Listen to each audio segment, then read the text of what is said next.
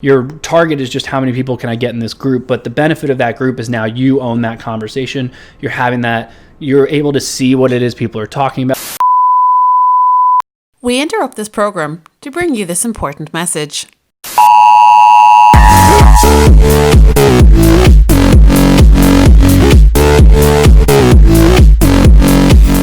Welcome to Marketing Interruption, a daily podcast powered by BlueTuskr that interrupts your day with marketing news, tips and strategies from an entrepreneur who lives and breathes marketing. Now, let the interruption begin with your host, Andrew Maff. Hello and welcome to episode number 7 of Marketing Interruption. I'm Andrew Maffetone, your host, and today I'm going to be going over the same thing I did yesterday, but for paid advertising. So today we're going to talk about leveraging paid advertising on social media platforms to gain more leads, more sales, more purchases, whatever it is you're doing. So this one's my favorite, and one of the reasons I love this is because of all the things that I read on social media and all the things that I actually engage with, I get more Facebook ad coaches and gurus than I would be happy to admit. And I find these hilarious because so many of them claim to get your ROI from, 0, and we're going to grow you 450%. Like, great. Well, I was at 0, and that's not that much. So your metrics are BS, but that's my own issue. Okay, so we're going to talk about leveraging. The easiest thing, if you've never done social ads before, you have zero background with social advertising. Retargeting is the easiest damn thing you could do. It's going to almost always be your top returning campaign that you do, but what you're going to want to do is test the amount of time from when they've left your website, and obviously they didn't convert. So let's do lead generation, right? So let's say you're a SaaS company and you're driving all this traffic based on some blog posts that you've created. You're getting all this traffic, it's great, but you don't have any paid ad, you don't have any social ads running. What you're going to want to do is set up a retargeting ad. Now, that's someone who has left your website and didn't convert, and it may not be someone who's not a customer. It might be someone who you just haven't gained their email. So maybe your target conversion is an email generation. So all you have to do is set up a retargeting. 9 times out of 10, video is going to be the best. You're going to want to show them new content. You're not going to want to constantly be showing them same video over and over and over again for a month. You're going to want to change it up. So you're going to have to look into the timeline when someone leaves your website to when it is they normally will come back, or to how long it will take them to become a lead, or how long it may take them to become a customer. And you're going to want to break that up. You're going to want to segment it. So let's say on average, someone comes back to your website after 2 weeks, and you're going to want to speed that up. So you're going to set up a retargeting. You're going to create an audience for everyone who's been to your website in the past 7 days, and you're going to create an audience of all of your contacts that you have. And you're basically going to run that audience. You're going to run the 0 to 7 audience for website visitors, and you're just going to exclude all of your contacts. So basically, you're only showing this ad to everyone who's been to your website in the past 7 days that you don't have their email. This is the most simple one you can do.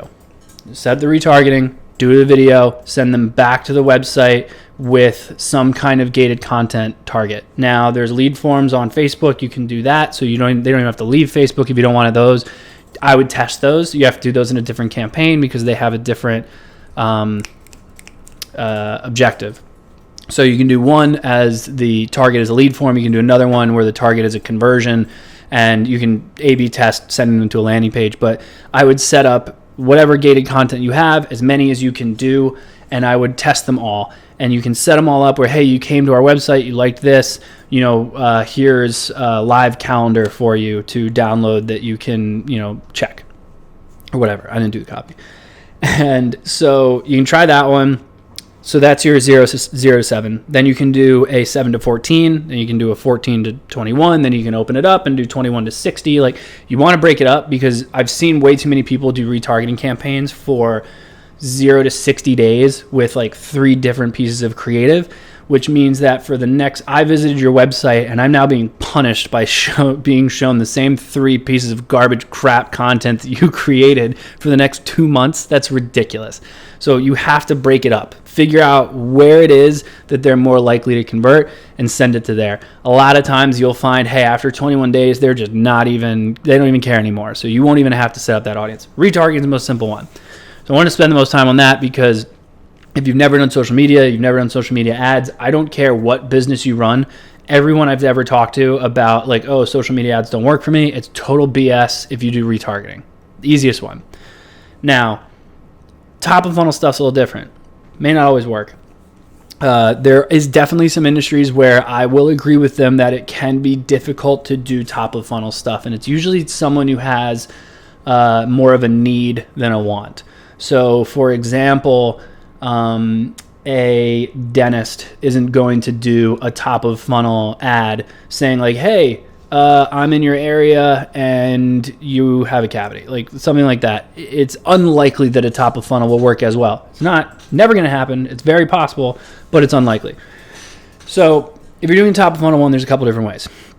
So top of funnel, 9 times out of 10, I'd like to do a video that goes directly to the website. Hey, check us out. This is what we do. Come to this website. And maybe it's going to a piece of content we made or something like that. It's not an immediate sale. It's never an immediate sale. Don't ever do that.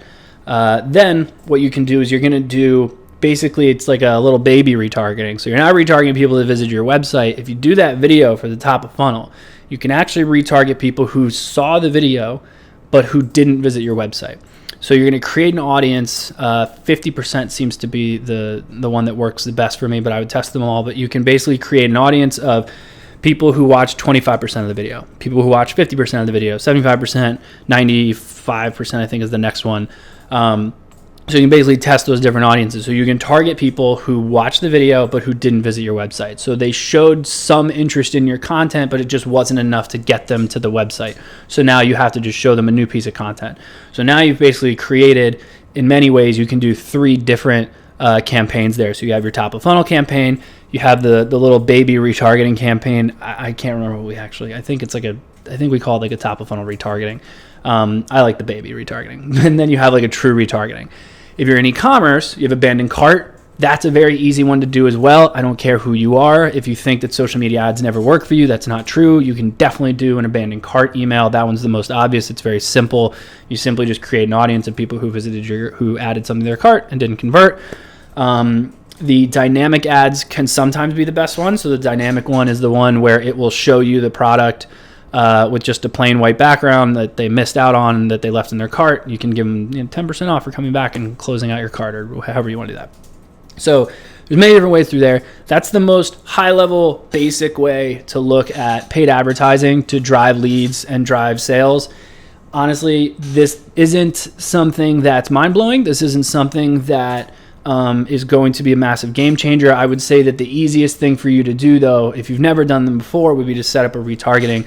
And then, of course, if you're an e-commerce seller, at bare minimum, set up an abandoned cart. The top of funnel stuff is very different. That's the stuff where you have to do a lot of testing. You have to try new creative. You have to try new copy. You have to constantly be showing them different things and constantly testing. That is the more difficult way. However, it is absolutely the most lucrative if you can get a great top of funnel piece of content. Like I said, most of the time video works the best. Carousels can work really well also, especially if you're doing Instagram or something like that. The dynamic stuff, I've always had better luck with it much further down the funnel. So an abandoned cart, possibly a retargeting. And then there's a ton of other stuff too, which one of the things that I have done several times that always seem to bother people when I first pitch the concept is what I would call like just a thank you campaign. And this is actually someone who converted. So we're only targeting, if it's e-commerce, we're targeting purchasers. If it's a SaaS company, we're just targeting new customers or something like that. And so what it would be is basically you're sending out an ad to only people who have converted, and you're saying thank you. And you're going to offer them a little bit of something. And usually what I prefer to do, this tends to work the best with more B2B companies, where let's say you sell flooring equipment, which I've worked with more of those than I know at this point, or maybe you're a contractor or something. And at the end of this, you're now running an ad saying, thank you for working with us. Here is a Facebook group we've created that only has flooring contractors in it, and we keep it exclusive, and we just want everyone to help each other and build a community and blah, blah, blah, or however you want to word that. And that is funny enough, one of the most successful campaigns I've had, it always is an issue to discuss because there's no real immediate return on it. Your target is just how many people can I get in this group, but the benefit of that group is now you own that conversation. You're having that, you're able to see what it is people are talking about. Sometimes if you're, they may have a complaint about something you're working with, and it's actually a good thing because then people might even be able to solve that problem for them. Different podcast, different story. Facebook ads, Instagram ads. I think I touched on most of the real standard campaigns. There's a lot of different funnels and things like that you can set up as well. And that kind of leads me to the featured tool that I wanted to plug today. So Funnelytics.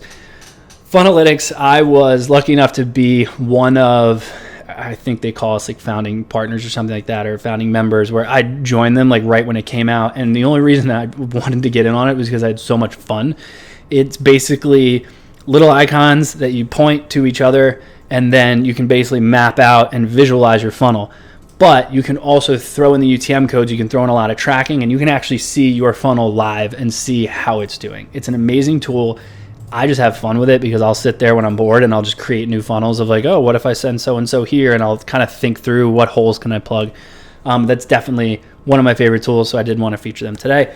But that's all I had. So please, again, rate, review, subscribe, all that fun stuff. If you have any questions for this week, make sure you email me at marketinginterruption@BlueTuskr.com, and I will see you all tomorrow. Thank you for joining us for today's Marketing Interruption. Make sure to rate, review, and subscribe to the show.